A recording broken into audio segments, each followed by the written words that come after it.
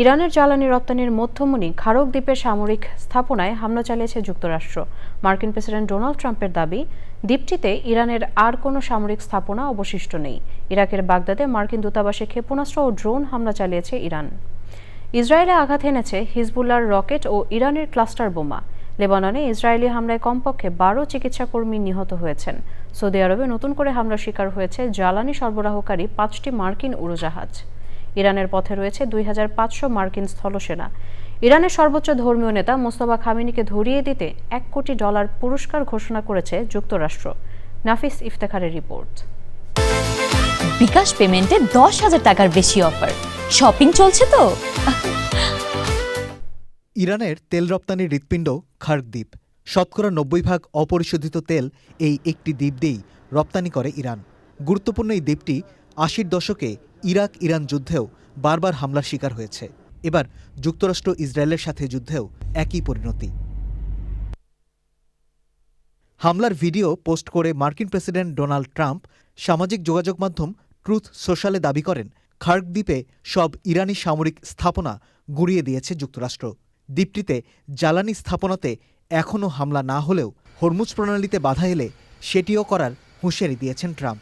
তবে ইরানের জ্বালানি অবকাঠামোর কোনো ক্ষতি হলে যুক্তরাষ্ট্রের তেল অবকাঠামোতেও হামলা হবে বলে সতর্ক করেছেন ইরানের সামরিক বাহিনীর এক মুখপাত্র। ইরাকের বাগদাদে মার্কিন দূতাবাসের ভবন ও হেলিপ্যাডে ড্রোন হামলা চালিয়েছে ইরান। হামলার পর দূতাবাস প্রাঙ্গণ থেকে ধোঁয়া উঠতে দেখা যায়। ইরানের নতুন সর্বোচ্চ নেতা মোস্তফা খামেনি ও দেশটির ইসলামী বিপ্লবী গার্ডের জ্যেষ্ঠ কর্মকর্তাদের ধরিয়ে দিতে $1 কোটি পুরস্কার ঘোষণা করেছে যুক্তরাষ্ট্র। মার্কিন পররাষ্ট্র দপ্তরের রিওয়ার্ডস ফর জাস্টিস প্রোগ্রাম থেকে এই ঘোষণা আসে। শুক্রবার ইরাকে একটি উড়োজাহাজ বিধ্বস্তের পর এবার সৌদি আরবের প্রিন্স সুলতান বিমান ঘাঁটিতে জ্বালানি সরবরাহকারী 5টি মার্কিন উড়োজাহাজ ইরানি হামলায় ক্ষতিগ্রস্ত হয়েছে। ইরানে মোতায়েনের জন্য প্রথমবারের মতো 2500 স্থলসেনা পাঠাচ্ছে যুক্তরাষ্ট্র। জাপানের ওকিনাওয়া দ্বীপ থেকে এরই মধ্যে ব্যাপক বিধ্বংসী মার্কিন উভচর রণতরী ইউএসএস ত্রিপোলিতে করে ইরান অভিমুখে রওনা দিয়েছে সেনারা।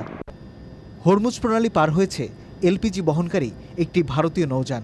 ভারতে ইরানের রাষ্ট্রদূত মোহাম্মদ ফাতালি বলেছেন, ভারত ইরানের বন্ধু, তাই তাদের নৌযানকে নিরাপদে হরমুজ প্রণালী পার হতে দেওয়া হচ্ছে। জার্মান চ্যান্সেলর ফ্রিডরিক মের্জ বলেছেন, ইরান যুদ্ধে জড়াতে চায় না তার দেশ। হরমুজ প্রণালীর নিরাপত্তা নিশ্চিতে সেনা মোতায়েনে আপাতত যৌক্তিকতা দেখছে না ইউরোপীয় এই পরাশক্তি। নাফিস ইফতেখার, চ্যানেল আই।